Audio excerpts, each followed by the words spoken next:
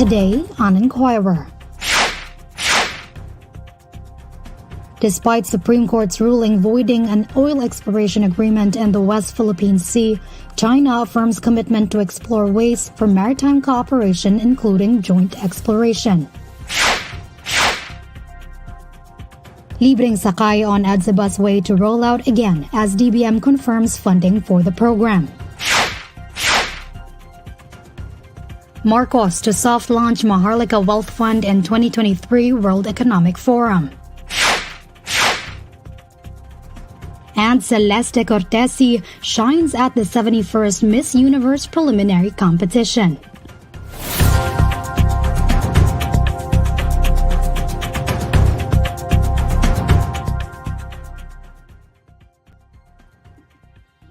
Good evening.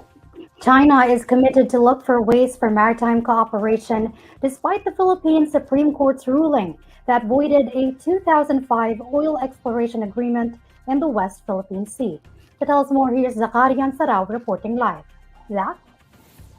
Yes, Bay, even after a Philippine Supreme Court decision voided the 2005 oil exploration agreement in the West Philippine Sea, China is still committed to look for ways for maritime cooperation between the two countries. China did so through Ministry of Foreign Affairs spokesperson Wang Wenbin, who in a recent press briefing said, and I quote, "China remains committed to properly handle maritime disputes in the South China Sea with countries directly concerned, including the Philippines, through dialogue and consultation, and to actively explore ways for practical maritime cooperation, including joint exploration." According to Wang, Philippine President Ferdinand Marcos Jr. himself even agreed to resume joint oil and gas negotiations with Chinese President Xi Jinping during his state visit to Beijing. This was in accordance with the country's Memorandum of Understanding on Cooperation on Oil and Gas Development signed in 2018. Wang further explained that the joint oil exploration deal was a vital step to implement the Declaration of Conduct in the South China Sea, which he said would play an important role in promoting stability, cooperation, and development in the region. To recall, the Philippine Supreme Court recently declared void and unconstitutional a 2005 agreement that allowed the Philippines, China, and Vietnam to conduct joint oil search in the West Philippine Sea and the contested South China Sea. Meanwhile, the Department of Foreign Affairs, or the DFA, said that it is already crafting parameters for future oil and gas exploration negotiations. According to the DFA, while it is studying the said Supreme Court decision, it is still, quote-unquote, premature to discuss the case's legal implications on any future agreement with China, as substantive discussions have yet to commence. It added that it is currently in the process of setting the parameters that will guide such negotiations in the future. But the DFA gave assurance that its actions and policy recommendations are always anchored in the country's constitution and laws. It is worth reminding Bay that the Philippines has already validated its sovereign rights in the West Philippine Sea, following the decision of the Permanent Court of Arbitration to invalidate China's 9-line claim in the maritime area. China, however, has consistently refused to recognize the ruling. Chinese officials continue to insist that their country owned the area, ignoring a series of protests and demands made by the Philippine government for Chinese vessels to leave the West Philippine Sea. Back to you, Day. And Zach, I'm curious because the joint exploration deal among firms from the Philippines, China, and Vietnam was actually approved during the administration of former President and now Senior Deputy Speaker Gloria Arroyo. Have we heard from her regarding this SC ruling? Yes, Bay. Former President and now Senior Deputy Speaker Gloria Arroyo has commented on the said ruling. But the now Senior Deputy Speaker kept it short and simple, saying, and I quote, "I respect the Supreme Court's decision." Thank you very much, Zach. That's Zakarian Sarao. President Ferdinand Marcos Jr. will introduce the proposed Maharlika Wealth Fund on the world stage during the 2023 World Economic Forum, according to the Department of Foreign Affairs. In a palace briefing, DFA Undersecretary Carlos Soreta said it was the president who broached the idea of tackling this controversial sovereign wealth fund at the WEF, which will be held in Davos, Switzerland this month. Soreta said the WEF will be a great venue to soft launch the Maharlika Wealth Fund, which is yet to secure approval from Congress. The DFA official also noted that while Congress is still fine-tuning the proposed law, the president already has a very good grasp of the bill's broad strokes and what he wants to achieve in whatever form the sovereign wealth fund finally takes. The World Economic Forum is a great venue to do a sort of soft launch for our sovereign wealth fund, given the prominence of the forum itself and global and business leaders who will be there. What's very important is it's an investment in the future, and there's great confidence the President has in the ability and capabilities of Filipinos, Filipino entrepreneurs, and local investors even. Meanwhile, the Libreng Sakay on the Edsa busway system will roll out again as the Department of Budget and Management confirms that the funding for the program is up for release.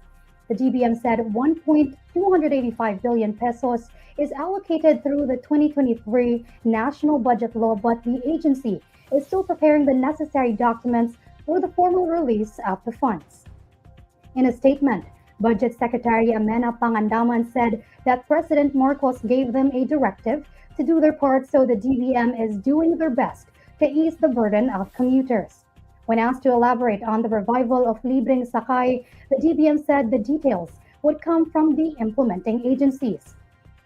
The Libreng Sakay is a joint program of the Department of Transportation and the Land Transportation Franchising and Regulatory Board to help commuters amid rising prices of basic commodities and services. It can be recalled that the program was discontinued on December 31, 2022, as funds had been used up.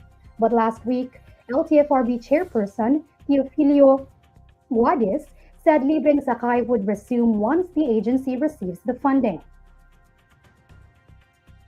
The Department of Agriculture has set a price watch on eggs as its retail prices increase. Based on the price monitoring report of the DA, the selling price for a single medium-sized egg in markets in Metro Manila ranges from 7 pesos to as much as 9 pesos as of Thursday, January 12th. This is higher than the price of 6 pesos a piece recorded during the same period last year. And to address the situation, the DA has reconvened the Price and Volume Watch Committee and advisory groups for livestock and poultry to closely monitor the prices of eggs across the country. Egg farmers had been grappling with the high costs of production, according to Gregorio San Diego, chairperson of the United Broilers Raisers Association. He said that the cost of feed inputs alone accounts for almost 5 pesos of each egg selling price. Meanwhile, UBRA President Elias Jose Inchong said that although they welcome the DA's latest move to revitalize the Price and Volume Watch, it would be helpful to tap other agencies as well, as this would make for a complete consultative arrangement.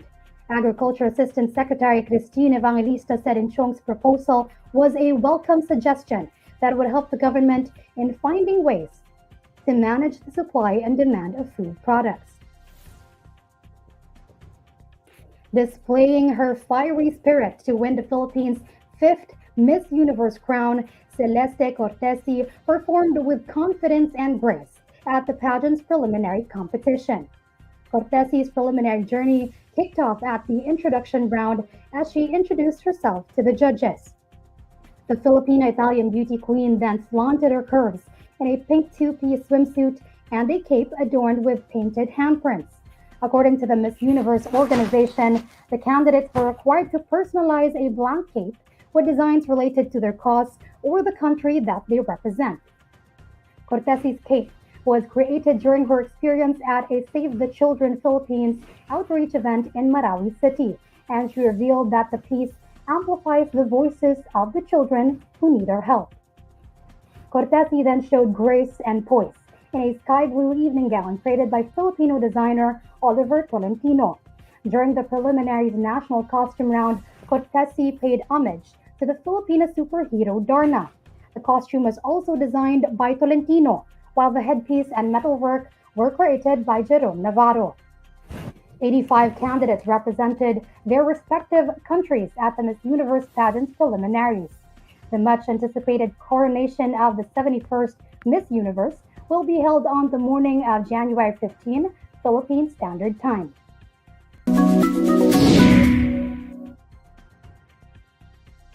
Alamin naman natin ang mainit na balita sa mundo ng showbiz kasama si Irvin Santiago ng Bandera. Irvin? Hi Bay at sa lahat ng mga kabandera natin all over the universe. Ito na nga ang latest Bandera Chika. Tanggap na ng Metro Manila Film Festival 2022 box office win na si Nadine Lustre na hindi talaga pang forever ang love story nila ni James Reid. Naniniwala ang actress na may mga bagay talagang hindi kayang kontrolin ng kahit sino, kaya kailangan tapusin na kahit hindi mo ito kagustuhan. Say pa ni Nadine, hindi mo na kailangang ipagpilitan ng isang bagay o ang iyong sarili kung talagang hindi na pwede. Dahil baka pagsisihan mo lang ito sa bandang huli. Merong mga tao na mamimit mo, tapos ano lang sila, meron lang silang, paano ba, parang eto lang talaga yung hangganan ng relationship ninyo. Kasi yun na, oo tama, yun lang yung purpose nila or hanggang doon lang yung ano talaga, yung relationship ninyo. Tapos kung na-serve na ng tao ngayon yung purpose, hindi naman necessarily na magsistay yun forever or hanggang tumanda na kayo. Kahit ako, marami din naman po ako mga friends na, alam mo yun, na friends ko lang sila nung una pero ngayon hindi ko na sila nakakausap. I think it's normal. Hindi naman siya, it's not a bad thing. At yan ang Bandera Chika natin for today. Thanks, Bay! Maraming salamat, Irvin. And these are the stories you need to know today. I'm Beatrice Pinlac. Follow INQUIRER.net on Facebook, Twitter, YouTube, TikTok, Instagram, and Reddit. For more stories, visit INQUIRER.net. Good evening.